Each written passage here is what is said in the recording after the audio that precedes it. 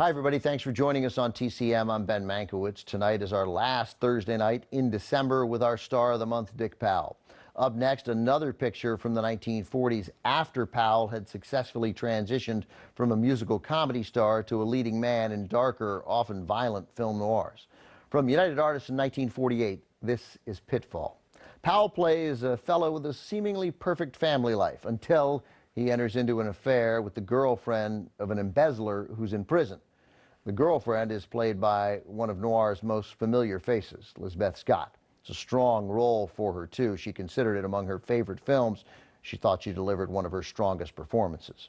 Director Andre de Toth agreed. "I wanted Lisbeth Scott," said de Toth. "I needed somebody real."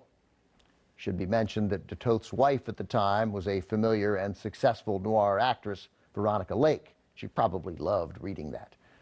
Pitfall demonstrates what's become clear about Dick Powell. He was a shrewd businessman.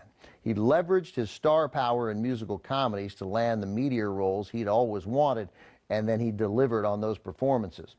And on Pitfall, Powell was in a good spot. He served on the board of directors of a newly developed company, Regal Films, which produced the picture. That made him an executive on his own movie, enabling him to make sure his character was cast in a more sympathetic light. Because it was produced by a small studio, Pitfall has been somewhat unavailable for television and in revival theaters.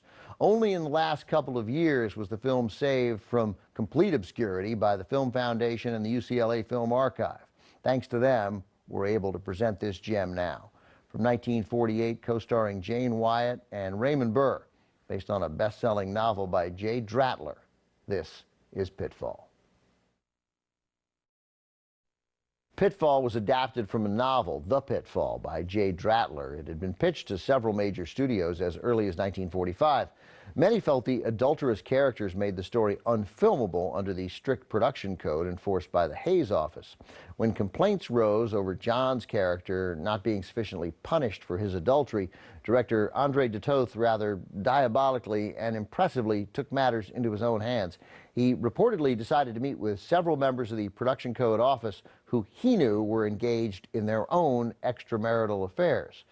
The story goes that following those meetings, the Hays office no longer seemed to have a problem with Pitfall. Humans are so human. It's our Achilles heel, really. Up next, more with tough guy Dick Powell as we head back to RKO Pictures and Powell's memorable second turn as a tough guy.